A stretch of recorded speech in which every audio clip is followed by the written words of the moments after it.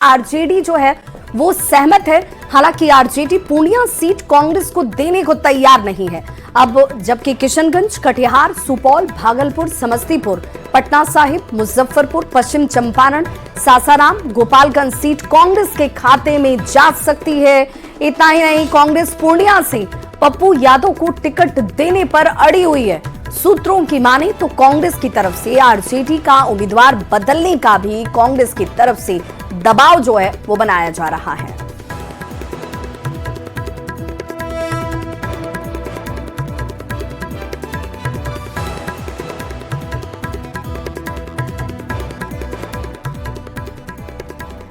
तो बिहार में India alliance में सीटों का पेच सुलझाने के लिए दिल्ली में करीब 2 घंटे तक चली बैठक के बाद तेजस्वी यादव ने कहा कि सीटों पर सहमति बन चुकी है। लेकिन सूत्रों के हवाले से मिल रही खबर के मुताबिक बुधवार को यानी कि आज दिल्ली में आरजेडी और कांग्रेस की एक दौर की और बैठक होने वाली है, जिसमें सीट बंटवारे के फॉर्मूले पर अंतिम तौर पर मोहर लग सकती है। हालांकि मंगलवार को हुई बैठक के बाद तेजस्वी यादव ने कहा कि गठबंधन में कहीं कोई भी दिक्कत नहीं है और गठबंधन के सभी घटक दल मिलकर मजबूती से चुनाव लड़ेंगे और सीट बंटवारे का ऐलान भी पटना में किया जाएगा, जिसमें सभी दलों को सम्मानजनक सीटें हासिल होंगी। तो देखिए, तेजस्वी यादव आपको तस्वीर में नजर आ रहे होंगे। मुलाकात और 2 दिनों की लगातार एक हाई के बाद कहा जा रहा था कि 2 दिनों तक कोई चर्चा ही नहीं हुई। उसके बाद तेजस्वी यादव पहुंचते हैं, मुलाकात होती है और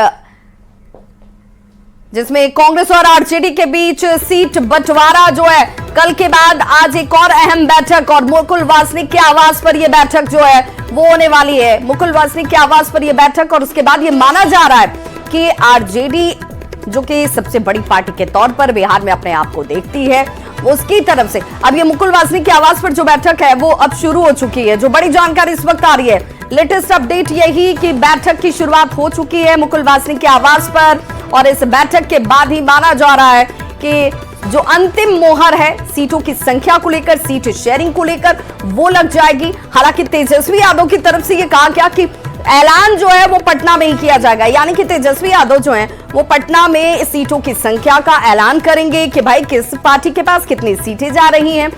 और शिवम प्रताप हमारे साथ इस वक्त ज्यादा जानकारी के साथ फोन लाइन पर जुड़ चुके हैं। शिवम, आज की इस जो बैठक इस वक्त चल रही है, इस बैठक के बाद क्या हम ये मानकर चलें कि सीट शेयरिंग मूर्त तौर पर एक सफल तौर पर सामने होगी?